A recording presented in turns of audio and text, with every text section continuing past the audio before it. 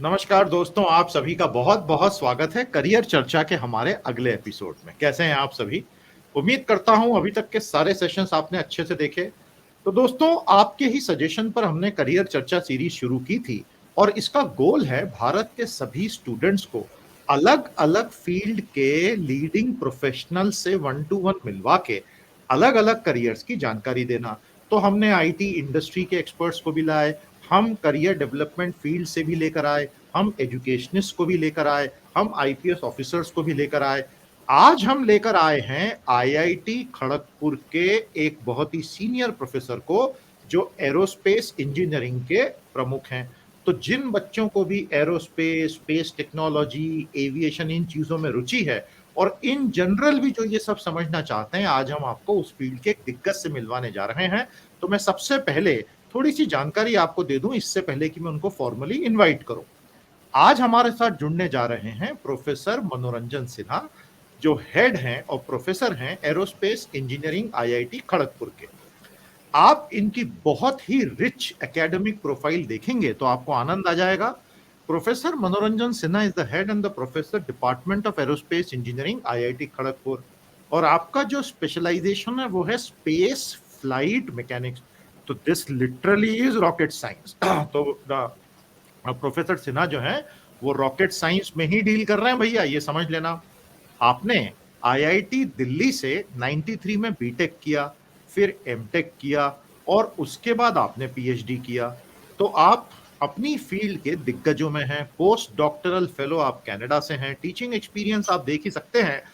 Everything related to space flight mechanics, जो बिल्कुल ही ब्लीडिंग एज ऑफ टेक्नोलॉजी और साइंस होता है, उसमें प्रोफेसर सिन्हा ने अपने जीवन के कई वर्ष डेडिकेट किए। बहुत सारे कोर्सेस आप चलाते हैं, रिसर्च में आपके बहुत सारे पेपर्स पब्लिश हो चुके हैं और आप आईआईटी खड़गपुर में फिलहाल डिपार्टमेंट ऑफ एरोस्पेस इंजीनियरिंग के प्रमुख हैं। तो प्यारे साथियों, मुझे पूरी उम्मीद है कि आपको प्रोफेसर सिन्हा की प्रोफाइल देखकर ही मजा आ गया होगा, लेकिन उनसे मिलकर 1 घंटे उनकी बातें सुनकर उन्होंने जीवन में कितनी तपस्या करके वो यहाँ तक पहुंचे हैं, ये सब सुन के तो आपको और मजा आने वाला है। तो समय आ गया है प्रोफेसर मनोरंजन सिन्हा को इनवाइट करने का। प्रोफेसर सिन्हा, आपका हार्दिक स्वागत है हमारे नमस्कार। कार्यक्रम में करियर चर्चा में। कैसे हैं आप सर? बिल्कुल अच्छा हूँ सर, सब कुछ ठीक है और एंजॉयिंग एकेडमिक्स ईयर। एक्सीलेंट। आप इतने बड़े पद पर हैं और इतने दशकों का आपका पूरा एक्सपीरियंस है। ये सब बड़ा एक्साइट करता है क्योंकि भारत में साइंस और टेक्नोलॉजी में इतना काम हो रहा है और आप जैसे लोग उसकी बिल्कुल लीडिंग एज पर हैं। तो मेरा पहला सवाल आपसे ये है कि एक बार आपकी पूरी जो एकेडमिक और प्रोफेशनल जर्नी है उसके बारे में हमें बताइए। आप किस शहर से हैं या किस टाउन से या किस गांव से आते हैं? वहां से आपने शिक्षा कहाँ-कहाँ, किन-किन कॉलेजेस में ली? और पूरा 30 साल की यात्रा के बाद यहाँ तो हम बड़े आतुर हैं आपसे सुनने के लिए sir, please. Okay, thank you.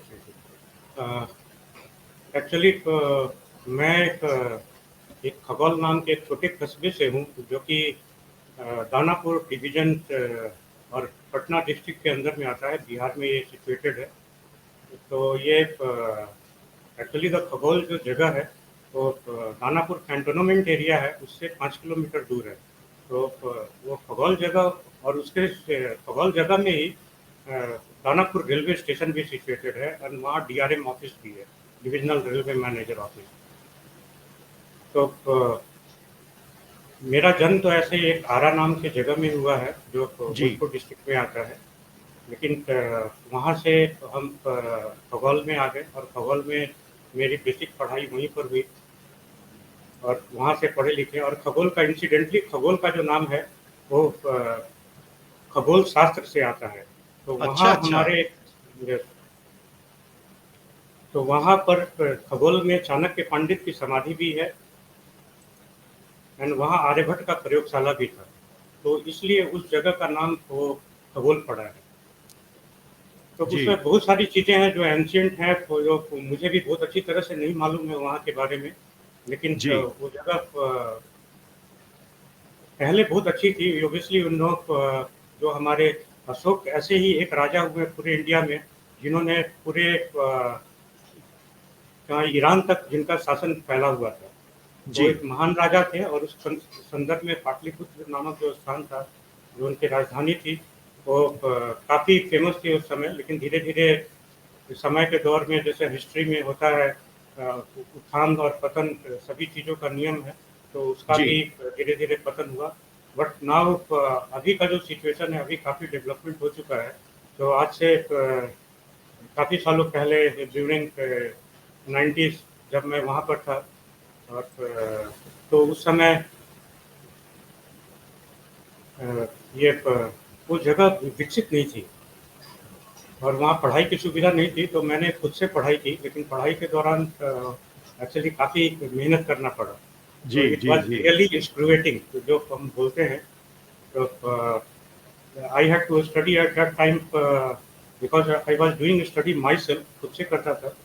तो somewhere 18 hours daily was the input. My and God! 18-18 घंटे and आपने उस समय तैयारी करके फिर because आईआईटी में प्रवेश किया। because I studied myself everything, all the books. बहुत I शानदार, never बहुत studied from शानदार। any teacher और or any professor. 88 और It 89 में was इस तरह से खुद तैयारी करके जाना बहुत बड़ी बात है एक छोटे से गांव से no आने के बाद। tutorial, nothing, no teacher. So it's all my self built. तो जी, वहाँ से जी। फिर मैं IIT दिल्ली में 89 में प्रवेश किया और फिर 89 से 93 तक मैं IIT दिल्ली में था। Then because of some health issues I took off and for 1 year, and then again 94 में IIT कानपुर ज्वाइन किया था एरोस्पेस इंजीनियरिंग। और एरोस्पेस इंजीनियरिंग से फिर मैंने एमटेक किया और एमटेक के साथ साथ फिर मैंने पीएचडी भी वहीं पे ज्वाइन कर लिया था। एंड मेरे अच्छा। सुपरवाइजर वहाँ पर प्रोफेसर कृष्ण कुमार थे और प्रोफेसर पीके कालरा थे। तो एक इलेक्ट्रिकल के थे और एक एरोस्पेस के थे। तो I got taste of both the stream, the electrical एक बात engineering and professor Sinha also. मुझे समझ नहीं आई। आपने आईआईटी दिल्ली से सिविल इंजीनियरिंग किया और इतना बड़ा स्विच यस। करके आप एरोस्पेस और इस सब में चले गए, ये कैसे पॉसिबल हुआ? हाँ, ये एक्चुअली जब मैं एरोस्पेस में एमटेक के लिए इंटरव्यू दे रहा था, तो उस समय वो बोले कि तुम्हारा बैकग्राउंड सिविल इंजीनियरिंग है। और उस समय obviously in the meeting professor D Yadav थे, प्रोफेसर कृष्ण कुमार थे, प्रोफेसर वी गुप्ता थे, और अच्छे अच्छे प्रोफेसर, उस समय नामी गिरामी प्रोफेसर थे, एरोस्पेस इंजीनियर थे वो लोग। तो उन लोगों ने बोला कि तुम्हारा तो सिविल बैकग्राउंड है, you do not fit into aerospace, especially I wanted to be in the controls dynamics area. तो उसमें आप फिट नहीं होते हैं। तो लेकिन मैं बोला कि मैं फिट नहीं होता हूँ, but I will prove you that I fit into this area. तब उन लोगों ने मुझे डायनेमिक्स के बहुत सारे क्वेश्चन पूछे। तो then I answered all the things and satisfied them, and this is how I entered into the space dynamics area. तो वो सब आप पहले से इंटरव्यू की पहले तैयारी करके गए थे कि ये क्वेश्चंस पूछे जा नहीं सकते नहीं हैं? नहीं नहीं नहीं नहीं, तो वैसे कोई तैयारी नहीं थी। इससे अगर आप आईआईटी से अगर पढ़ते हैं तो इतना बैकग्राउंड तो बन जाता है, you can answer. This is the advantage. जी हाँ, जी हाँ, जी हाँ, बिल्कुल सही है। Your friends are there, your teachers are there, और इतने सारे डिस्कशंस होते हैं फ्रेंड्स के साथ भी कि बहुत सारी चीजें आदमी यूं ही सीख जाता है। Correct, correct, correct. So I owe all those things to IIT Delhi also, and too wonderful. many things to IIT Kanpur also. जी, जी, जी। So तो ऐसे उसके मेरी बाद आप आ शुरुआत गए हुई। इस फील्ड में। Yes sir. और वहाँ से फिर पीएचडी करने के बाद मैं कनाडा में था, 1 साल के लिए मैं गया था। बट ऑब्वियसली सब कुछ वहाँ बहुत ही अच्छा है कनाडा में, लेकिन मुझे अपने कंट्री के बारे में, थोड़ा अपने कल्चर के बारे में वो काफ़ी फीलिंग थी। और स्पेशली अगर मैं यहाँ पर फ्रैंकली बोलूँ तो मैं I am a strict vegetarian, और I could not tolerate that environment also. जी, वी आर इन द जी। Supermarket, you have many things that I do not want to mention here in this place.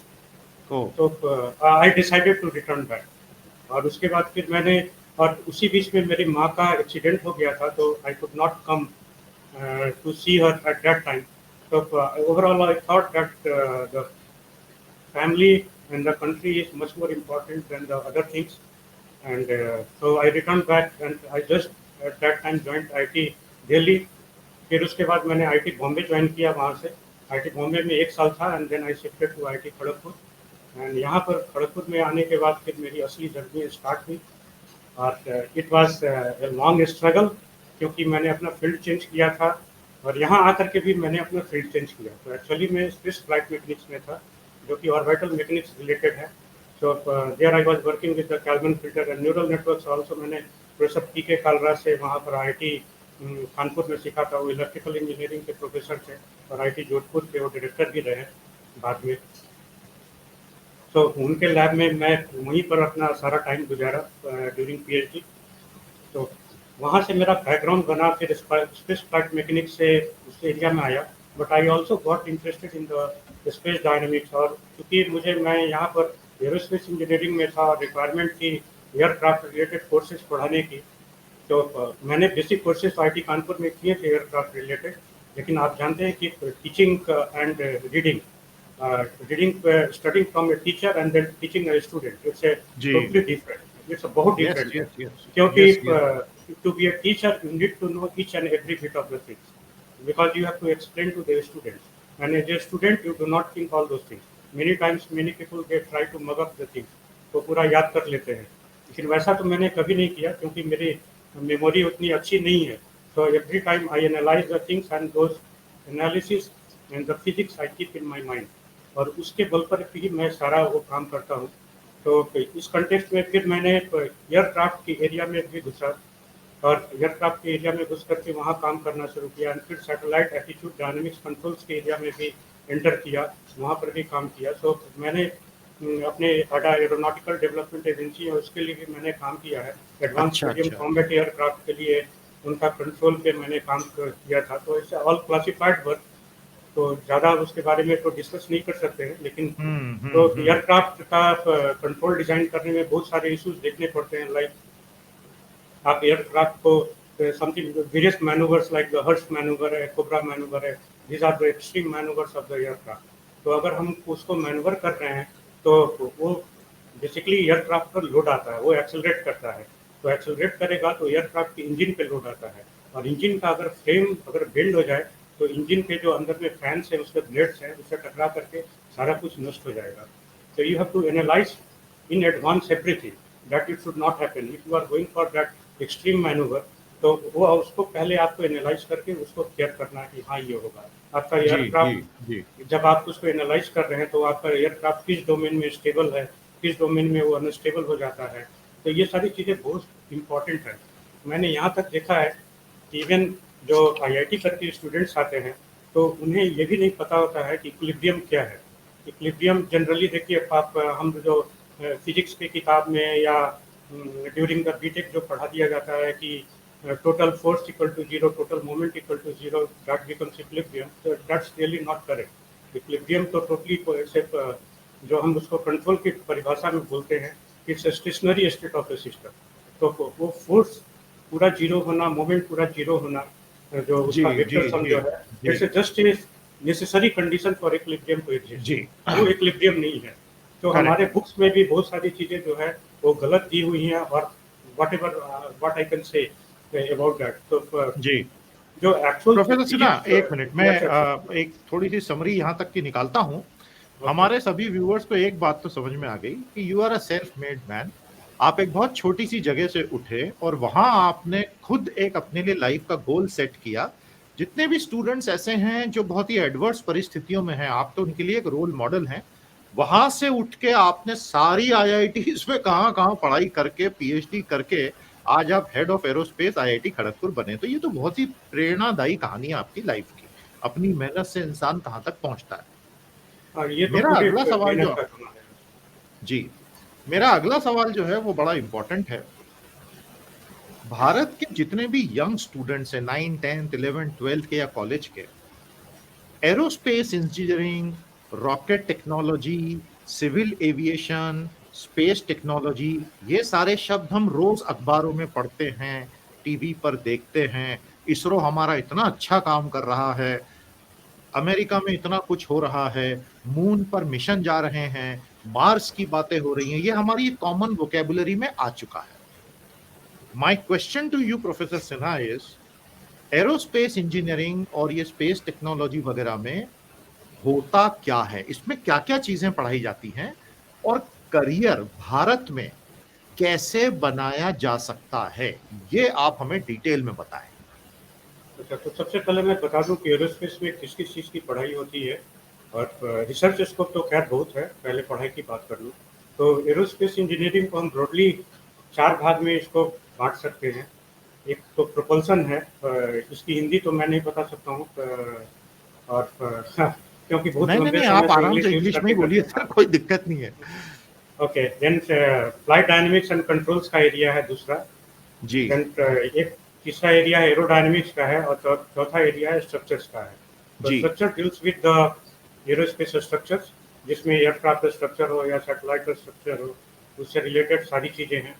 Ji then then propulsion का area है, उसमें आप सारे तरह के propulsion हैं, लाइक द एयरक्राफ्ट का इंजन है या रॉकेट का इंजन है, वो उसमें जो कंबसन के या रॉकेट इंजन में जो मटेरियल यूज होते हैं सारे, तो इस सभी चीज़ों की स्टडी होती है। देन मतलब flight solid dynamics and fuel, control, liquid fuel, cryo fuels, ये सारी चीजें होंगी। क्रायोजेनिक है, ये सारी चीज़ों की। जी एंड जी जी जो मेरा जो एरिया है, जो फ्लाइट डायनेमिक्स एंड कंट्रोल्स, तो इसमें हम एयरक्राफ्ट का कंट्रोल, इसमें सैटेलाइट का कंट्रोल, रॉकेट का कंट्रोल, ये सारी चीज़ें इसमें आ जाती हैं। वाह एंड वाह। एरोडायनेमिक्स का एरिया है। एरोडायनेमिक्स में आप सपोज इवन एक कार की टेस्टिंग करनी है, तो आप देखेंगे कि एक कार का अगर एरोडायनेमिक्स अच्छा नहीं है तो उसमें ड्रैग ज़्यादा होगा। ड्रैग ज़्यादा होगा तो फिर आपका उसमें फ्यूल ज़्यादा बर्न करना पड़ेगा, तो मतलब कि उसकी फ्यूल एफिशिएंसी जो कार की है वो खत्म हो जाएगी, कम हो जाएगी। तो आपको कार मार्केट में सेल करना, वो you have to compete in the market, तो उसके लिए आपका कार का एरोडायनेमिक जितना अच्छा है, ड्रैग उसमें जितना कम होगा, साथ में कार की स्टेबिलिटी हो, तो वो उतना ही अच्छा होगा। उसी तरह से एयरक्राफ्ट में है, तो एयरक्राफ्ट को हमें उसमें उसकी एरोडायनेमिक एफिशिएंसी बनाए रखने के लिए उसके बहुत सारे विंड टनल स्टडीज होते हैं, उसके थ्योरेटिकल स्टडीज हैं, कंप्यूटेशनल फ्लूइड डायनेमिक्स उसकी मॉडलिंग है। तो ये सारी चीज़ें जो है एरोडायनेमिक्स के अंदर में आती हैं। तो ये 4 इसके ब्रॉड एरियाज हैं। और स्ट्रक्चर्स, जी एज वी नो, स्ट्रक्चर्स में तो जो सिविल में बिल्डिंग बनते हैं, तो यहाँ पर एयरक्राफ्ट का स्ट्रक्चर है, सैटेलाइट का स्ट्रक्चर, वो सब हम सारी चीज़ देखते हैं। Okay okay. तो काफी सारे स्टूडेंट्स हमसे भी पूछते हैं कि इन सब फील्ड्स में जाने के लिए कौन सी एग्जाम्स होती हैं, एंट्रेंस की प्रोसेसेस क्या होती हैं। तो आप अगर हमको थोड़ा सा 12वीं क्लास के बाद से ही after 12th UG level, PG level और फिर पीएचडी लेवल पर कोई एक स्टूडेंट कैसे अपना करियर इन सब फील्ड्स में जो आप बता रहे हैं, बड़ा एक्साइटिंग लग रहा है, इतना टेक्निकल और एक्साइटिंग फील्ड है और भारत सरकार भी इसको काफी पुश कर रही है। तो हम कैसे अपने करियर बनाएं, कौन सी एग्जाम्स दें, क्या करें, थोड़ा ये बताइए हमको। तो पहले मैं करियर की बात करता हूँ। इस फील्ड में अभी इंडिया में करियर की शुरुआत हो चुकी है, क्योंकि भारत सरकार ने इसको प्राइवेट सेक्टर में इस एरिया को लाना शुरू किया है। तो फॉरेन कंपनीज भी यहाँ पर आ रही हैं। और अभी तक तो एयरबस और बोइंग थी, लेकिन उन लोगों ने यहाँ पर कोई कंस्ट्रक्शन वो नहीं करते थे, तो उन्होंने केवल ऑफिस खोल रखा था, और ऑफिस में कुछ साइंटिस्ट वगैरह वो रखते हैं, लेकिन कंस्ट्रक्शन नहीं था। लेकिन अभी ये कंस्ट्रक्शन के एरिया में भी एयरक्राफ्ट कंस्ट्रक्शन भी यहाँ पर स्टार्ट होगा। तो ये आपका पूरा फील्ड है ओपन होगा। इसरो से ऑलरेडी यू नो कि इसरो जो सैटेलाइट फैब्रिकेशन भी है वो प्राइवेट एरिया में हो जा रहा है, क्योंकि जी प्राइवेट एरिया में बहुत सारे जो गवर्नमेंट के कंस्ट्रेंट्स होते हैं वो कंस्ट्रेंट नहीं होंगे, डेवलपमेंट जल्दी होगा और एट ए चीपर प्राइस, एट कम प्राइस पे हो सकता है फैब्रिकेशन। तो ये जी सारे एरिया जो है अब प्राइवेट सेक्टर में खुल रहे हैं। और those days, I think that in the next 10 years, you will see that there will be a boom in this area. Already it has started. Okay. तो इसमें मैसिव जॉब होगा एरोस्पेस इंजीनियरिंग एरिया में, very good because of very this good. Reason, because it's a being open. And एक बार जब aircraft की manufacturing शुरू हो गई, अभी सपोज कीजिए कि जैसे एयरबस एयरक्राफ्ट है, तो एयरबस का जो कंट्रोल डिवीजन है वो टुलूज फ्रांस में है, and that division is well guarded. Okay, आप उस डिवीजन का ये जो कंट्रोल्स रिलेटेड जो एरिया है एयरक्राफ्ट का या सैटेलाइट का एरिया, तो ये जी वेल जी। गार्ड करके इसको रखते हैं कि इट्स अच्छा नॉट ए, अच्छा ये पब्लिक डोमेन में उस तरह से नहीं आएंगे। हालांकि अच्छा अच्छा। रिसर्च के लिटरेचर अदर थिंग्स हैं, लेकिन जो हम्म। कंपनी जो काम करती हैं वो अपने सारे इन चीज़ों को वेल गार्डेड रखती हैं, इसलिए उससे रिलेटेड काम यहाँ पर वो करते नहीं हैं, वो टुलूस में है। लेकिन अगर हम वो काम यहाँ पर करना शुरू कर दें, अपनी कंपनी यहाँ लगेगी, तो ये सारी चीज़ें स्टूडेंट्स लोगों को अवेलेबल हो जाएगी। And then when people can enter into the job in this area. हाँ, इस एरिया में है, इन्वेस्टमेंट की ज़रूरत है, लेकिन जब मैं यहाँ पर ज्वाइन किया था तो 2009 में हम लोगों ने ऑटोनोमस एयर व्हीकल बनाया था.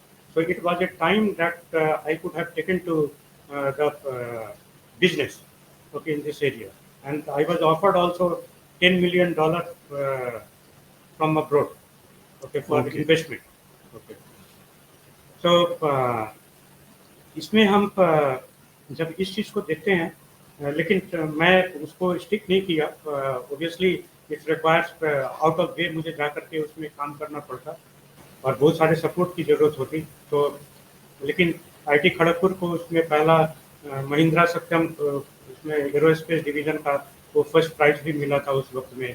अच्छा. बेस्ट प्राइज उस समय 50,000 या 1 lakh. It was just that prize was just started, so we backed that prize at that time. Yes. So students working with me. तो स्कोप तो इस एरिया में बहुत हैं. अभी आने वाले दिनों में उसी the already mission to the moon again has started. America is again planning go back to the moon. And वो दिन दूर नहीं है जब मार्स और चंद्रमा ये सब ग्रहों पर बस्तियां बनाई जाएंगी, उसमें कोई शक नहीं है. अच्छा, काफी बड़ी बात बोली. मैं आऊंगा इसके ऊपर 5 मिनट में. प्रोफेसर सिन्हा, थोड़ा सा इस फील्ड में एंटर कैसे करें, थोड़ा सा 2 मिनट वो भी प्लीज बताएं, अगर आप उस पर कुछ प्रकाश डालना चाहें तो. अच्छा, इस फील्ड में जैसा कि मैंने बताया कि इसमें 4 डिवीजन है. स्ट्रक्चर्स का है, एरोडायनामिक्स का है, फ्लाइट डायनामिक्स एंड कंट्रोल्स का है, एंड प्रोपल्सन का है. तो प्रोपल्सन एरिया है, मैकेनिकल इंजीनियरिंग वाले लोग भी करते हैं. ओके. इसमें जो हमारे स्ट्रक्चर्स का एरिया है, सिविल और मैकेनिकल दोनों के लोग एंटर कर सकते हैं, लेकिन एमटेक में. Okay. Then flight dynamics controls है, उसमें इलेक्ट्रिकल के, मैकेनिकल के, एंड देन एरोस्पेस के लोग उसमें एंटर कर सकते हैं. नेवल आर्किटेक्चर के लोग भी इस एरिया में एंटर कर सकते हैं. तो एंड एरोडायनामिक्स है, एरोडायनामिक्स में mechanical and aerospace, because and civil के लोग भी इसमें आ सकते हैं, क्योंकि सिविल में भी एरोडायनामिक्स की काफ़ी अच्छी खासी पढ़ाई होती है, water tunnel and other things. Okay, बहुत बढ़िया. और मैं आपकी बातों से जितना समझ पाया सर, सॉरी बीच में बोल रहा हूँ, ग्रेजुएशन कंप्लीट करने के बाद भी स्कोप होगा, पीजी के बाद भी स्कोप होगा, और पीएचडी के बाद भी. एम आई राइट? मैं सही समझ पाया हूँ? जी, सही आप बता रहे हैं. तो अभी मैं बता दूं कि आईटी खड़गपुर में अभी तक में जहाँ तक मेरी जानकारी है तो इंडिया में सबसे ज़्यादा एमटेक प्लेसमेंट हुआ है. तो people are coming after doing BTech from other places, other institute. Some of them may be even from the private institute, some from the government institute. तो उनका सबसे ज़्यादा प्लेसमेंट जो है आईटी खड़गपुर से हुआ है. बहुत बढ़िया. तो एक बात मैं बता के रखना चाहता हूँ सारे स्टूडेंट्स को कि आप एरोस्पेस में घुसना चाहते हैं तो आपका करियर में तो कोई प्रॉब्लम नहीं है, आपको बहुत सारी अपॉर्चुनिटीज़ मिलेंगी, लेकिन आपको अपना कुछ प्रोग्रामिंग लैंग्वेज आपको ज़रूर अच्छे करके रखना चाहिए, ताकि अगर आप रिसर्च करना चाहें या इंडस्ट्री में जाना चाहें तो कहीं भी आप जाएंगे कोई ना कोई आपको सॉफ्टवेयर तो हैंडल करना पड़ेगा. तो अगर आप सर कौन सी लैंग्वेजेस, जैसे कुछ नाम बताएं? जैसे C++, एटलीस्ट इतना तो आना चाहिए. आइदर सी वगैरह से भी कुछ फायदा हो सकता है. पाइथन वगैरह भी है, सारी से पाइथन का एआई में बहुत यूज़ है, आर्टिफिशियल इंटेलिजेंस में. तो हमारे के यहाँ आर्टिफिशियल इंटेलिजेंस का भी काफ़ी यूज़ हो रहा है, और मैं खुद ही उस एरिया में काम करता हूँ, न्यूरल नेटवर्क के एरिया में. फैंटास्टिक. तो अब हम थोड़े से और एक्साइटिंग चीज़ों की तरफ चलते हैं, जो बड़ा सभी लोगों को बहुत ज़्यादा ही एक्साइट करता है. हम ड्रोन्स पे भी बात करना चाहते हैं, हम मून पे बात करना चाहते हैं, हम मार्स पे भी बात करना चाहते हैं. पहले हम बात करेंगे ड्रोन्स की. भारत सरकार ने अपनी ड्रोन्स की नई पॉलिसी बनाई है, और भारत सरकार चाहती है कि सभी मंत्रालय भी अब ड्रोन्स का इस्तेमाल बहुत एग्रेसिवली करें, और अलग अलग बड़े बड़े प्रोजेक्ट्स में अनमैन्ड एरियल व्हीकल यूएवी यानी ड्रोन्स को लगाया जा रहा है. क्या आप भी ड्रोन्स के क्षेत्र से कुछ काम करते हैं, और अगर करते हैं तो क्या? और ये भारत में पूरा ड्रोन्स का ये जो पूरा नया खेल शुरू हुआ है, इसका पोटेंशियल क्या है, ये हमको बताइए. अच्छा, ड्रोन्स में हमारे पास 2 तरह की चीज़ें हैं. एक तो क्वाड्रोटर बोलते हैं, और दूसरा जो है वो फिक्स्ड विंग एयरक्राफ्ट होता है उसके बारे में। तो दोनों ड्रोन्स के कैटेगरी में ही आते हैं, लेकिन one is the quad rotor, जिसमें कि 4 उसके रोटर्स लगे होते हैं, और 4 और उससे ज़्यादा भी हो सकते हैं। और उसको लेकर के आप ऑफन देखेंगे कि किसी रिपब्लिक डे परेड में या इधर-उधर उसको लगा करके वो फोटो जी खींचा जाता है या मॉनिटरिंग की जी जाती है। और जी फिक्स्ड विंग जो एयरक्राफ्ट ड्रोन्स हैं, वो अधिकतर मिलिट्री एक्सरसाइज में यूज़ होती है। जैसे अभी यूक्रेन रसा जो वार है उसमें लोग यूज़ कर रहे हैं, या तो यूएस ने ईरान पे अटैक करने के लिए तो उसको यूज़ किया था ना, बहुत सारी ये सारी चीज़ें होती है। जी तो जी ड्रोन जी टेक्नोलॉजी जो है, तो drone is nothing but basically your autonomous aircraft, and also you can monitor it through if you have the proper communication system on board the drones.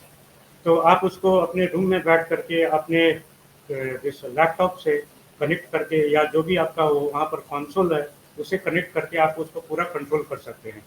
तो उसमें यही किया जा रहा था कि दूर से बैठ करके आप बहुत बार देखे होंगे टीवी पर, बहुत सारे जी समाचार में, कि दूर से बैठ करके और एक लीवर के through, what we call as the joystick, तो उसके थ्रू वो वहाँ पर बम को ड्रॉप कर देते हैं, ये सारे। तो ड्रोन्स का बहुत मल्टीपल यूज है। इसमें सर्वेलेंस में होता है, कहीं बाढ़ आ गया, कहीं पर अर्थक्वेक है, तुरंत तुरंत आप भेज करके ड्रोन्स का यूज कर सकते हैं। या तो फिक्स्ड विंग एयरक्राफ्ट हो, फिक्स्ड विंग एयरक्राफ्ट की बेनिफिट ये है कि उसका रेंज बहुत ज़्यादा होता है, एंड द क्वाड रोटर जो है उसका रेंज कम होता है। अच्छा अच्छा Quad अच्छा rotor you can take up to say the 40 kilometers, and it depends on the amount of the energy available on board the drone.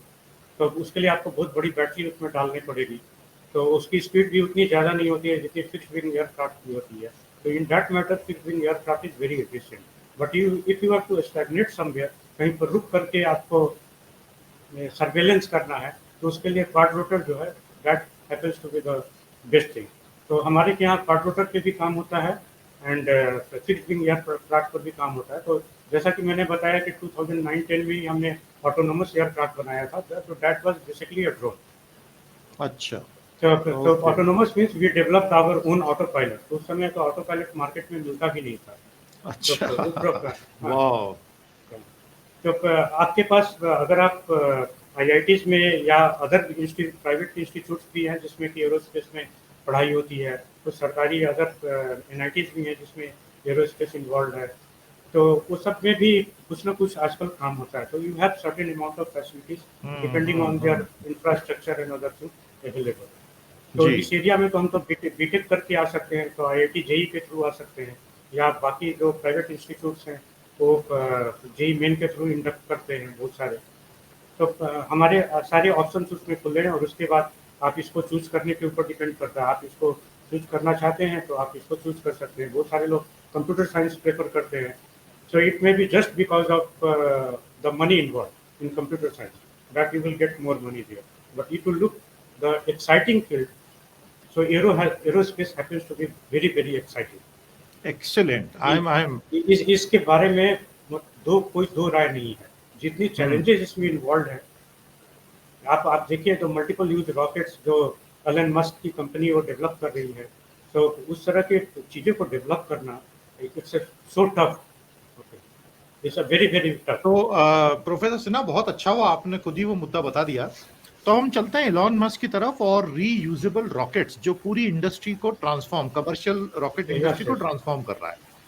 ये क्या बला है, ये रीयूजेबल रॉकेट किस चिड़िया का नाम है? और भारत में हम उस दिशा में कब बढ़ेंगे, हम कहां तक पहुंच गए हैं, और क्या वाकई इससे कुछ फायदा भी होता है? हाँ जी।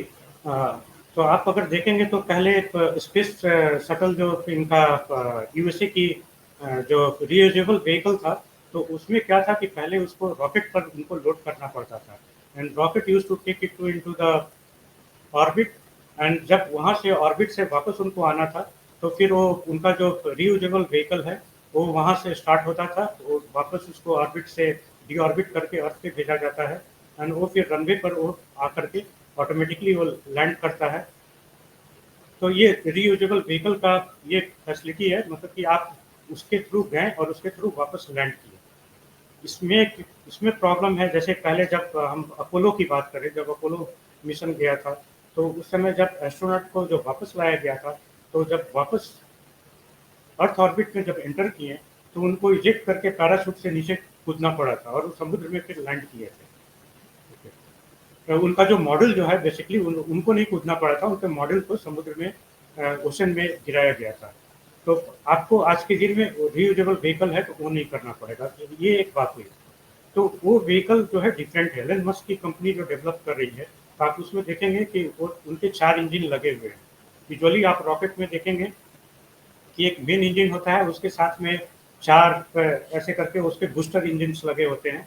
तो इनिशियल वो थ्रस्ट के लिए उसका यूज किया जाता है। लेकिन आप जब ऑर्बिट में जाने लगते हैं तो बहुत सारे उसमें स्टेजेस होते हैं रॉकेट में। तो जब हायर स्टेज में जब एक स्टेज से दूसरे स्टेज में जाते हैं तो एक एक करके उसके डिफरेंट पार्ट्स को रॉकेट को इजेक्ट करके समुद्र में गिरा दिया जाता है। करेक्ट, उसको बिल्ड करने में जितना पैसा खर्च होता है वो पैसा तो आपका पानी में गया। तो हिंदी में तो ये बोलते हैं। अच्छा, हाँ, यहाँ तो लिटरली पानी में ही जा रहा है। पानी में गया। तो जी। उस चीज को बचाने के लिए एलन मस्क की कंपनी का जो इनिशिएटिव है ये बहुत ही शानदार और बहुत ही जानदार है। अच्छा, उसमें आई exactly do not remember the name of the vehicle, लेकिन उसमें आई रिमेम्बर करेक्टली दैट उसमें 4 इंजन लगे हुए हैं। नीचे से you will see that 4 flames are coming out और उसको लेकर के वो वर्टिकली टेप अप करेगा एंड वर्टिकली वो लैंड करेगा। तो इट्स रीयूजेबल। लेकिन उसमें एक में ब्लास्ट भी हुई थी। एक कंपनी में उनका एक रॉकेट पूरा का पूरा भी वो ब्लास्ट हो गया। तो देयर में be some fault because it's a the research stage. Okay, so anything takes time to build.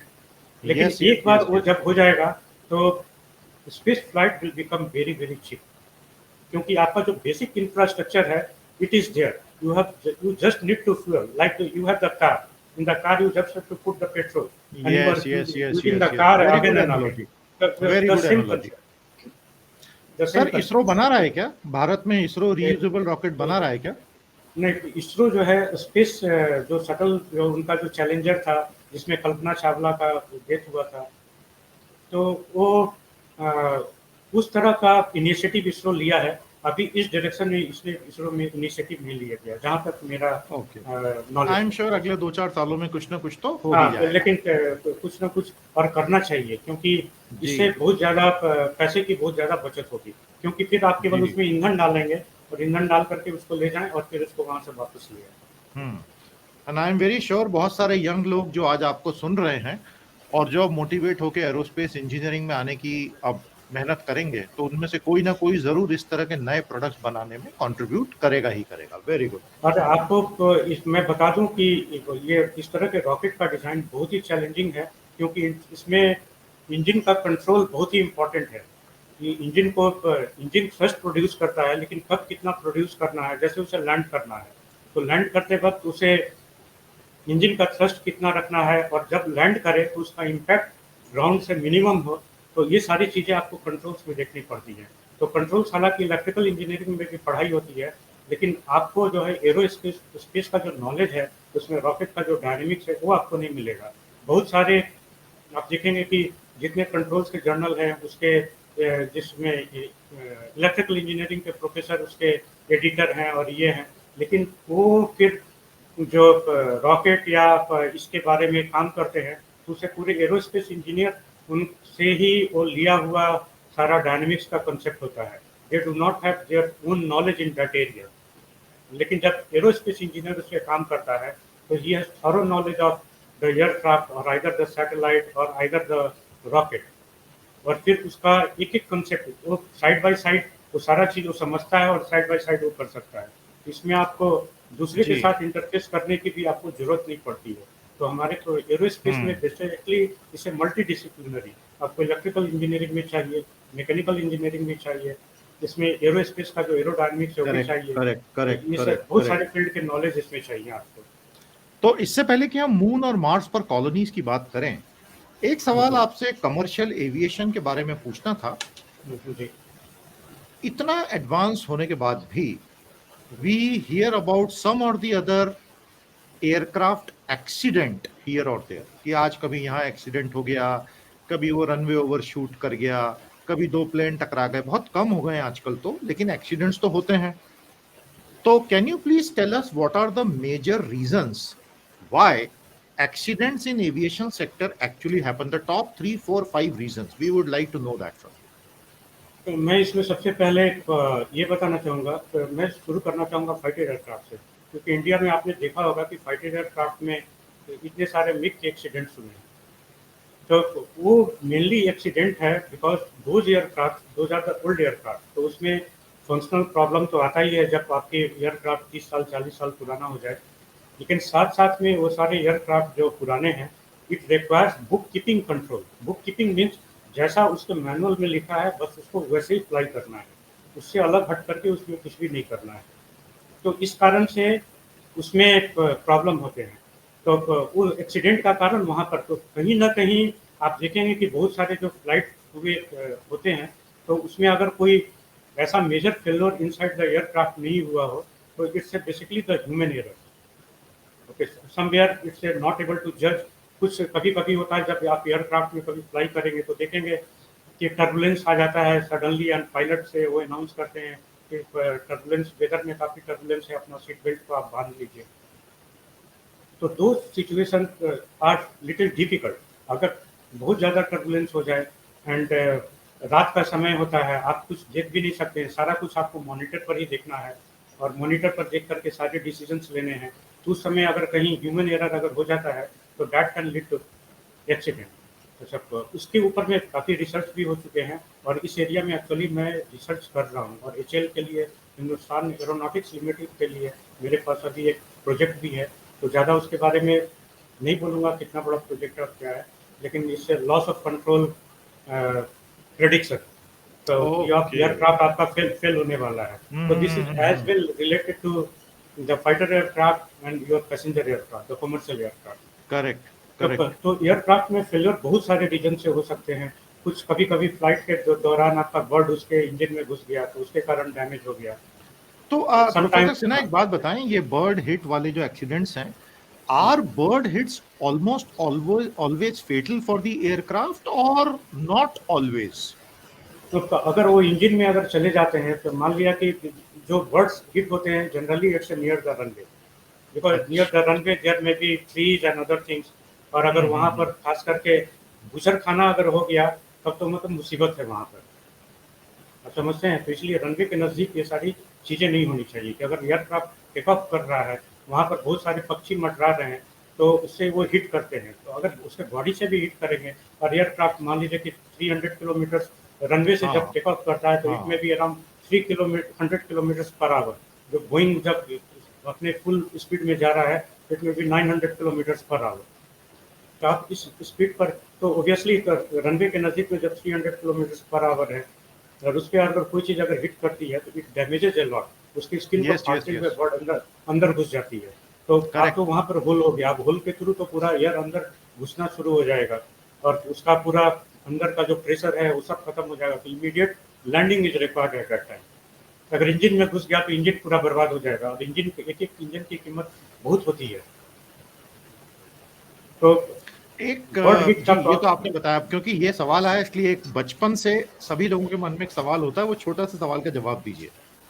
How does a plane really take off? वो मैजिकल मोमेंट में होता क्या है कि एक 50,000 किलो की चीज हवा में उड़ जाती, क्या होता क्या है उस समय? देखिए, बेसिक प्रिंसिपल है जो कि आप अपने फिजिक्स में भी कर चुके हैं।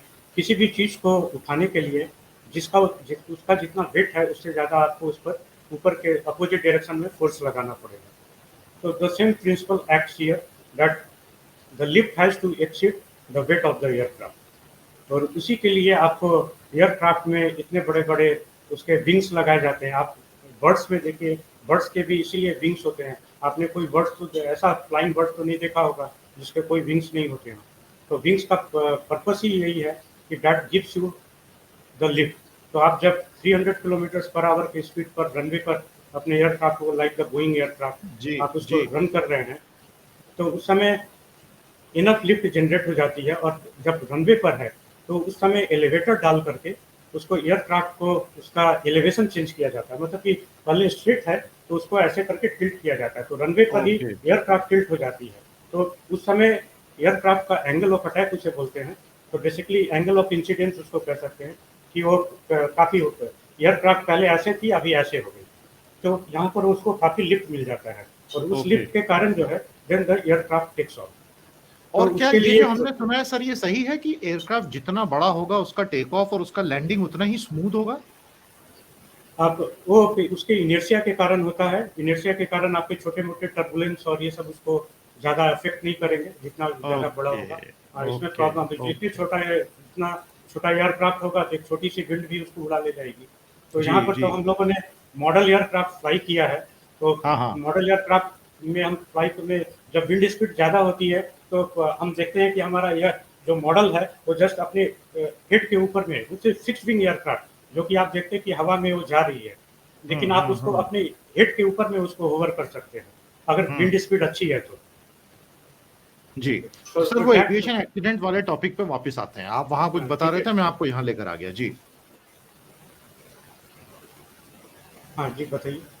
तो हाँ, तो सिविल एविएशन वाले एक्सीडेंट्स पर हम थे, जहाँ आपने बर्ड हिट और वो उसकी बात की थी।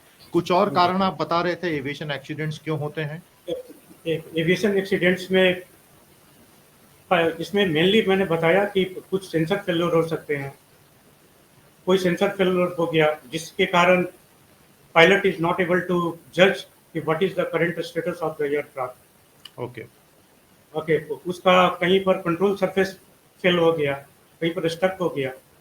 लाइक जो टेक ऑफ के लिए जब हम एलिवेटर यूज करते हैं जी, तो कहीं पर जी, स्टक हो गया, उसमें एलरॉन जी, होता है, रडर होता है, तो ये सारे कंट्रोल सरफेसेस है वो फेल हो गए।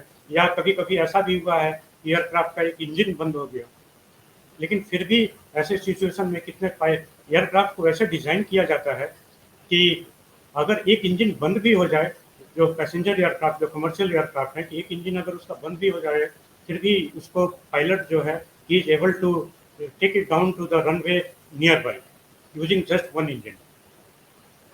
ओके, जी, और उसके लिए एयरक्राफ्ट की डिजाइनिंग की जाती है। तो एयरक्राफ्ट का अगर आप एक्सीडेंट देखेंगे तो रेलवे के एक्सीडेंट से बहुत कम है। Aircraft accidents are not frequent. In the fighter aircraft में आप मिग का देखते होंगे कि उसका एक्सीडेंट हो गया, because it's a very old aircraft and it has to retire, and जब भी उसमें थोड़ा भी ह्यूमन एरर होगा तो उसका एक्सीडेंट तय है। लेकिन पैसेंजर एयरक्राफ्ट में जो एक्सीडेंट्स हैं वो बहुत ही कम है। तो जब सेंसर फेल्योर हो जाता है तभी वैसा हो सकता है, और सेंसर फेल्योर के लिए उसके लिए आपको अगर उसका अच्छा प्रोग्नोस्टिक्स है, आपके पास अच्छे टेक्नोलॉजी आपने डेवलप कर लिए हैं, तो वो सारे एडवांस में बताए जा सकते हैं। लाइक कभी सपोज किसी एयरक्राफ्ट का कोई टेल पोर्शन ही टूट करके गिर जाए, ओके, ऐसा हो सकता है कि उसमें क्रैक हो, तो आप क्रैक को लेकिन आप प्रिडिक्ट कर सकते हैं कि इसमें ये क्रैक हो गया है and this is dangerous, so this tail should be replaced, तो फिर आपका वो होगा ही नहीं। तो उसमें बहुत सारे टेक्नोलॉजीज हैं, एंड आई विल जी, टेल जी, दैट जी, द जी। Aircraft travel is much safer than the railway, it's a much sir अब सेफर मैं मेथड। आपसे एक ऐसा पूछना चाहता हूँ जो सभी के मन में है। जी, what really happened with MH370? वो प्लेन तो गायब हो गया। कोई प्लेन गायब हो सकता है क्या? MH370 तो गायब हो गया, तो उस पर क्या स्टेटस है? Was it ever found? Why did it crash? I did not look into. देखिए, बहुत सारे जो एयरक्राफ्ट हैं उसमें प्रॉब्लम ये है कि जो क्रैश करते हैं तो उसका क्रैश डेटा, लाइक जितना भी एयरफोर्स का, इंडियन एयरफोर्स का जो एयरक्राफ्ट क्रैश करता है, तो सारे डेटा क्लासिफाइड होते हैं, तो वो हमारे पास आते नहीं। ओके, वो हमें मिलेंगे भी नहीं, क्योंकि वो क्लासिफाइड हैं, और शायद गवर्नमेंट को अगर कुछ उसका चेकअप कराना होता है तो अपने गवर्नमेंट एजेंसी से ही कराते हैं, वो ओके, एजुकेशनल ओके, डोमेन में ओके। उसको नहीं भेजते हैं। तो इस बिल्कुल ठीक। क्राइसिस के बारे में क्यों हुआ और क्या हुआ, जब तक हमारे पास डेटा नहीं आता है तो हम उसको एनालाइज नहीं कर सकते। तो अगर हमारे बिल्कुल, पास बिल्कुल। डेटा हो तो हम एनालाइज करके बता सकते हैं कि हाँ, इस हुँ। कारण से हुआ है। तो सर उनकी भी अब अपनी चलते टीम हैं, होती है। अब चलते हैं सर चाँद की सैर पर और मंगल की सैर पर। ओके। बहुत सारे लोग एरोस्पेस इंजीनियरिंग और आपकी फ़ील्ड से जुड़ना चाहेंगे, क्योंकि उनको भविष्य में एक बहुत अच्छी दिख रही है कि यार चाँद पर और मंगल पर बहुत कुछ होगा और हमें उस स्टोरी का हिस्सा बनना है। मुझे सच बताइए प्रोफ़ेसर सिन्हा, क्या वाक़ई कभी मून और मार्स पे ह्यूमन कॉलोनीज़ बन सकती हैं? या ये सिर्फ़ कपोल कल्पना है, फ्लाइट ऑफ फैंसी, कोई कुछ भी बोल रहा है? कैसे बनेंगी कॉलोनीज़ सर? मुझे तो यकीन नहीं आता कि वहाँ कॉलोनीज़ बन सकती हैं। अच्छा, तो आप देखें तो हमारा जो इंटरनेशनल स्पेस स्टेशन है, ऑलरेडी ये 300 किलोमीटर से ऊपर ये सिचुएटेड है और ऑर्बिट कर रहा है, जिसके साथ रशिया का भी सैटेलाइट डॉक्ड है, यूएसए का सैटेलाइट डॉक्ड है, तो आप, और वो काफ़ी बड़ा है। तो आप जब स्पेस में जा कर के वो 6-6 महीना बिता रहे हैं, तो जब वहाँ आप बिता सकते हैं, तो और वो कंडीशन उसे वहाँ पर बेसिकली आप ग्रेविटी नहीं है, तो उसके लिए तो आपको तो इतना डिप्रेशन करना पड़ता है ऑर्बिट में रहने के लिए। तो मून में तो उससे बेहतर है, और उससे भी बेहतर मार्स पर है कि पर मून की सर वहाँ ग्रेविटी सोलर अर्थ अर्थ रेडिएशन भी तो है, सोलर रेडिएशन तो आपको फ्राई है। कर तो देगी सर। ठीक है, सोलर रेडिएशन है, लेकिन आप उसके लिए सारे इंतजाम आप कर सकते हैं। जब आपको वहाँ पर रहना है, कुछ एक्स्ट्रा रिसर्च वहाँ पर रह करके, अगर आपने अपना लैब बनाया है, कुछ एक्स्ट्रा रिसर्च करने हैं जो कि अर्थ से पॉसिबल नहीं है, तो आप वहाँ से कर सकते हैं। वहाँ पर इतना ज़्यादा प्रॉब्लम नहीं है, जो कि और अर्थ में फूड आपको और वाटर का 8 क्या होगा सर, पानी कहाँ से आएगा, खाना कहाँ से आएगा? तो ये देखा गया है कि मून पर भी वाटर के सोर्सेज हैं, क्योंकि यहाँ पर आइस जो इसमें अपने इसरो का मिशन था, उसमें आइस की एविडेंसेस हैं। मार्स पर भी हैं, मार्स पर तो बहुत सारी नदियाँ थी जिनके वो पूरे एविडेंसेस हैं। तो आप अगर उसके सॉइल में हाइड्रोजन है, ऑक्सीजन है, तो आप उसको सेपरेट कर सकते हैं। सेपरेट करके उसको ऑलवेज आप बना सकते हैं। अगर आइस है तब तो कोई बात ही नहीं है। आप सन के एनर्जी को हार्नेस करके आइस को वाटर में कन्वर्ट कर सकते हैं, और उसको आप यूटिलाइज कर सकते हैं। तो इट्स ऑलवेज पॉसिबल, बट इस दिशा में काम भी काफ़ी हो रहा है। एंड वो दिन दूर नहीं है कि जब आप देखेंगे कि मून पर और मार्स पर लोग जा करके रहना शुरू किए हैं, तो कोई इससे पॉसिबल। टेंटेटिव डेडलाइन दे सकते हैं आप, बाय दिस ईयर परहैप्स? 20 साल के अंदर में मैं एक्सपेक्ट करता हूँ कि समथिंग शुड हैपन। वाओ, मतलब 2040 तक we can have possibly a colony on moon at least. क्योंकि अब जब नासा फिर से अपना मिशन, मून मिशन स्टार्ट करेगा, तो obviously will put his lab here in that place to do something. ऐसे ही जाने का तो कोई मतलब है नहीं। आप वाओ, मार्स पर जा करके केवल वहां से लौट करके आने का तो कोई मतलब नहीं है ना। अब इट्स ए इतना वेस्टेज दूर है। मार्स पे जाके तो वाकई में हाँ, वन हैज टू स्टे तो there, exactly. If you stay hmm. There, then only you get the benefit. तो वहाँ से आप जो रिसर्च करना है वहाँ के एनवायरनमेंट का, क्योंकि फिर आपको उसके बाद यूनिवर्स को समझने में मदद मिलता है इससे काफ़ी। जब आप दूसरे प्लैनेट को देखेंगे, आप तो अभी तो सारी कुछ इन्फरेंस है जो हम अर्थ पर स्टडी करते हैं, और उसके उस स्टडी के अनुसार फिर मार्स का जो डेटा आता है, तो हम उससे सारा कंक्लूजन करते हैं। But there you can see face to face. Okay, once you are there, so seeing the things face to face, it's a totally different. तो जितने आप भी फिर यंग वहाँ लोग रह आपको करके, सुन रहे हैं सर, जितने भी यंग लोग आपको सुन रहे हैं, आई एम श्योर उनमें से कई लोग अब मन बना रहे हैं कि अब तो इसी फील्ड में घुसना है और आगे मार्स पे जाके बसना है। चलिए एनीवे, तो मुझे ये बताएं सर कि क्या इंडिया का भी कोई प्लान है? अभी हमने इलॉन मस्क का प्लान, नासा का प्लान तो सुन लिया। इंडिया 10 20 30 सालों में कोई ऐसा प्लान कर रहा है क्या सर, कॉलोनीज बनाने का? इंडिया का भी कॉलोनीज बनाने का भी प्लान तो मैंने नहीं सुना है, लेकिन स्पेस में ह्यूमन मिशन भेजने के लिए इसरो प्रिपरेशन कर रहा है। And very soon I think it will be launch. और इनका चंद्रयान मिशन तो जाना ही है। करेक्ट, एक करेक्ट। चंद्रयान, तो एक बार चंद्रयान मिशन इनका वहाँ पर फाइनली लैंड हो गया, तो उसके बाद फिर ये भी अपना मिशन स्टार्ट कर देगा। करेक्ट। और सर ये क्रायोजेनिक इंजन तो भारत की बहुत बड़ी सफलता बताया जाता है, तो जी ये जी। कैसे हासिल की गई सफलता क्रायोजेनिक की? कहते हैं बहुत डिफिकल्ट होता है वो बनाना, और अब तो प्रूवन हो गया भारत का, तो ये कैसे किया सर? तो इसके लिए इसरो के वैज्ञानिकों ने बहुत इसके लिए काम किया है। काफ़ी मेहनत करनी पड़ती है, तो ऑब्वियसली बिना रिसर्च और मेहनत के नहीं होती है। क्लासिफाइड फील्ड है, लेकिन वो काम करके उन्होंने डेवलप किया। जी जी जी जी जी जी जी, समझ सकता हूँ, समझ सकता हूँ।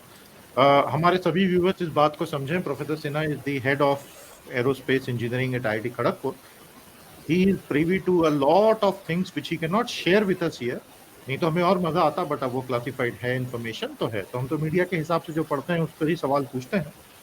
तो ये बताइए सर कि करोड़ों रुपए हर साल टैक्स पेयर मनी का स्पेस रिसर्च पे इन्वेस्ट हो रहा है। आज से 50 साल पहले एक बहुत ही कॉमन सवाल पूछा जाता था, the common refrain was, is this money really being well spent? Do we really need to spend on space research when people are dying of hunger back on planet Earth? आज ये सवाल कोई पूछता तो नहीं है, फिर भी स्पेस रिसर्च के एप्लीकेशंस क्या क्या है? सर मैं बता दूं आपको कि जो हम और आप बात कर रहे हैं ये सैटेलाइट के थ्रू ही बात कर रहे हैं। जी हाँ। जितने लोग अपने घर में बैठे अपने माता पिता, अपने भाई बहन, अपने दोस्तों से घंटों घंटों सेलफोन पे बात करते हैं, जी सोच रहे हैं। तो उसमें बहुत सारे तो हमारे ये फाइबर ऑप्टिक के थ्रू कम्युनिकेशन होता है, लेकिन जी जब विदेशों में जब हम कम्युनिकेशन करते हैं तो जी हमारे सैटेलाइट के थ्रू होता है। आप जी टीवी देखते हैं तो सैटेलाइट के थ्रू है। तो जी अगर आपके सैटेलाइट अगर इस आकाश में नहीं होते तो आज के दिन में आपके पास जो भी है वो कुछ भी नहीं होता। तो आप स्पेस में अगर इन्वेस्ट नहीं करेंगे तो आप इतने पिछड़ जाएंगे, कोई दूसरी कंट्री आपके ऊपर में कब्जा कर लेगी। ओके। हाँ, इन नटशेल आपने बहुत ही अच्छे से समझा दी बात। जी हाँ, जी हाँ, जी हाँ। और मिलिट्री एप्लीकेशंस तो बहुत सारे हैं उसके, वो तो हम बहुत सारे हैं समझते ही सर। हैं। इसके इसके बारे में तो ज़्यादा नहीं बोलना चाहिए।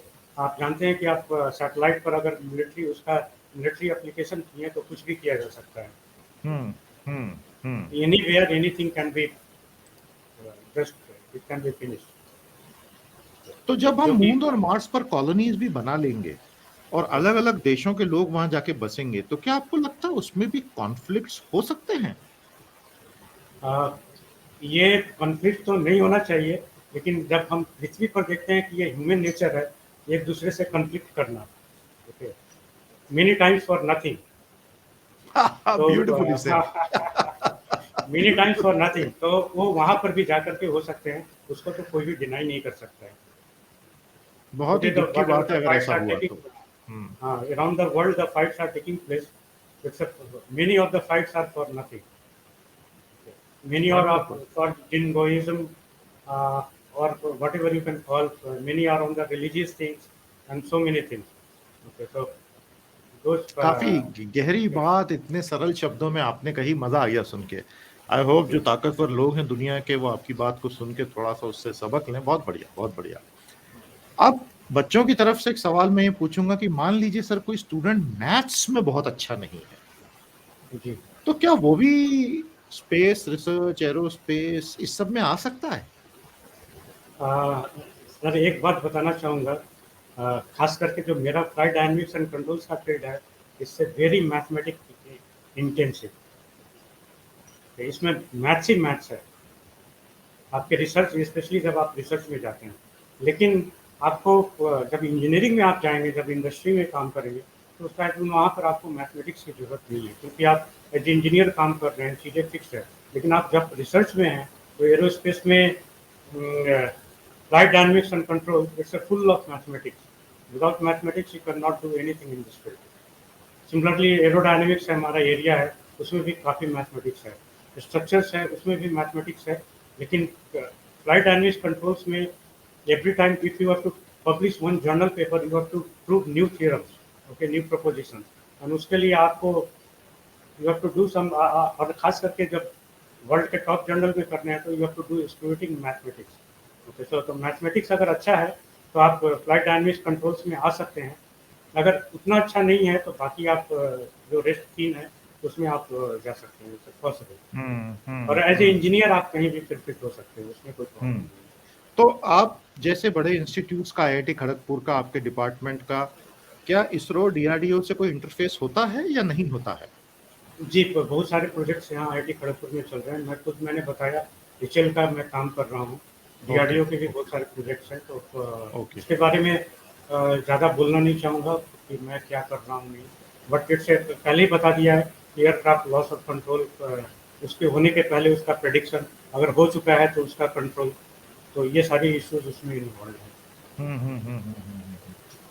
तो सर एक टिपिकल प्राइवेट सेक्टर में जहां सरकार अब रिफॉर्म्स लेकर आ गई है स्पेस सेक्टर में, यदि कोई जी। यंग स्टूडेंट ज्वाइन करता है और इस फील्ड में, वो किस तरह की सैलरी एक्सपेक्ट कर सकता है at the age of 26, 27, 28 years?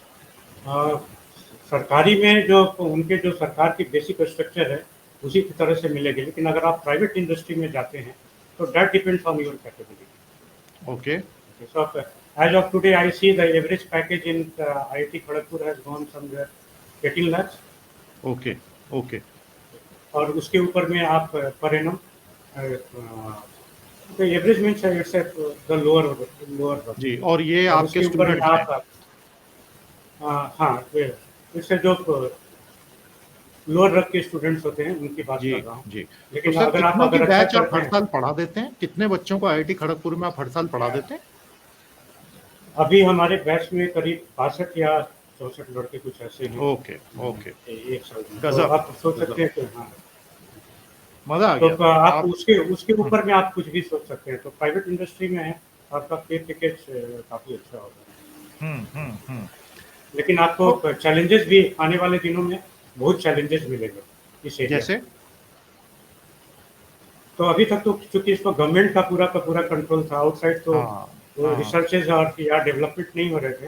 लेकिन अब हम्म आउटसाइड भी शुरू हो जाएगा, तो फिर आपको प्राइवेट इंडस्ट्री में काफ़ी सारे काम करने के लिए, अच्छे अच्छे काम करने के लिए मिलेंगे।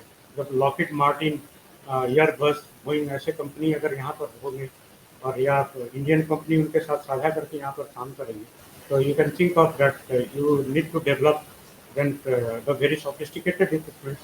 तो उसके लिए तो मैन पावर तो चाहिए होगा ना, तो मैन पावर वो आएगा कहाँ? इंडियन लोग ही उसमें जाएंगे, and from there they will fetch. तो फिर उसके लिए तो आपको उसके लिए तैयारी करनी ही होगी। बहुत बढ़िया। तो आज के हमारे इस शानदार इंटरेक्शन में हमने आपसे इस फील्ड के बारे में कितनी सारी चीजें जानी। अब मेरा आखिरी सवाल, आज के भारत के युवा के लिए, for the youth of India, as a person with 3 decades of experience in aerospace engineering और जो एकदम शीर्ष पे बैठा है आज रिसर्च के, आपका क्या मैसेज होगा? आप थोड़ा विस्तार में भारत के युवा को एड्रेस करके जो संदेश देना चाहते हैं वो संदेश दीजिए। मैं तो यही बोलूँगा कि आप अगर अभी 10th में हैं, 8th 9th में हैं, आप अच्छे से मेहनत कीजिए। और ख़ास करके अगर आप इंजीनियरिंग के फील्ड में आना चाहते हैं, एरोस्पेस के फील्ड में आना चाहते हैं, तो अपने साइंस और मैथमेटिक्स को काफ़ी अच्छे से मजबूत करके रखिए, जो कि बेसिक जेईई मेन और जेईई एडवांस है, दोनों के लिए बेसिक रिक्वायरमेंट है। और अगर आपका फाउंडेशन अगर मजबूत है इन मैथमेटिक्स, तो एरोस्पेस में आपको कभी कोई प्रॉब्लम नहीं होगी, because it's a field which is more mathematical. And engineering तो है ही, लेकिन मैथमेटिक्स भी काफ़ी है। और ख़ास करके अगर आप रिसर्च में जाना चाहते हैं, तो इसमें आपको मैथमेटिक्स अपना काफ़ी अच्छा रखना पड़ेगा। तो आप मेहनत कीजिए, मेहनत ही सारी चीज़ों की सॉल्यूशन है। एंड प्रॉपरली ऑर्गेनाइज्ड वे में मेहनत करना है, ऑन डेली बेसिस मेहनत करना है। ये नहीं कि आज मैंने कुछ काम किया और कल पूरा खाली कर दिया।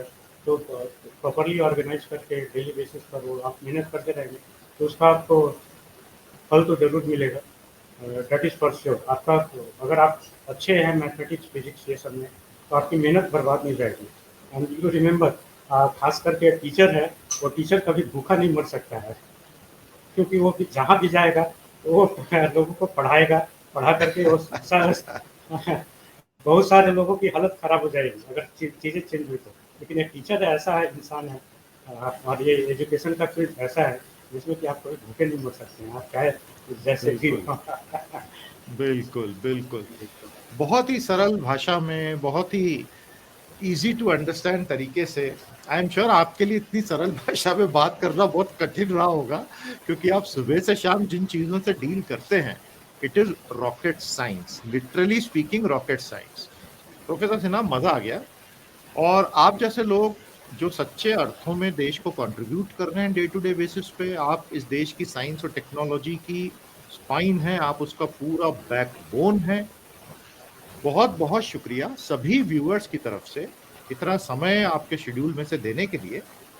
हम फिर आपके पास वापस कुछ महीनों के बाद लौटेंगे, और भी बहुत सारे सवाल जो लोग अभी कमेंट थ्रेड में पूछेंगे। I encourage all our viewers to ask questions. हम सारे क्वेश्चंस सिन्हा साहब को फॉरवर्ड करेंगे, उसके जवाब भी मांगेंगे। तो thank you very much sir, बहुत थैंक सीखा यू सर। मैंने भी आज। थैंक यू, आपका थैंक बहुत यू। बहुत शुक्रिया, और हम आपके साथ फिर दोबारा भेंट करेंगे। बहुत बहुत धन्यवाद सर, बहुत बहुत धन्यवाद। थैंक यू सर, धन्यवाद। प्यारे साथियों, ये थे प्रोफेसर मनोरंजन सिन्हा। जैसा कि आपने देखा, अपनी सारी जिंदगी एरोस्पेस इंजीनियरिंग और रिसर्च को डिवोट करने वाले प्रोफेसर सिन्हा ने बेहद सरल भाषा में आपको मोटिवेट किया कि भाई आईएएस करियर से जुड़िए। तो जितने भी स्टूडेंट्स आज ये सुन रहे हैं, देख रहे हैं, बेटा एक तो अपने सारे फ्रेंड सर्कल में इसको स्प्रेड करो। जो बच्चे फिजिक्स और मैथ और इन सब चीजों में बहुत रुचि लेते हैं, उनके लिए तो ये गोल्ड माइन है। इस फील्ड की जानकारी लो और इस फील्ड में एंटर करो। अगले 10-20 साल इसमें बहुत स्कोप है, जैसा हमें प्रोफेसर साहब ने बताया। कैसा लगा आज का इंटरेक्शन? कमेंट हेड में बताइए, सेशन को लाइक और अपने दोस्तों के साथ शेयर ज़रूर कीजिएगा। बहुत जल्द हमारे अगले सेशन के साथ हम आपके साथ पुनः भेंट करेंगे। अब आप मुझे इजाज़त दीजिए। नमस्कार, जय हिंद।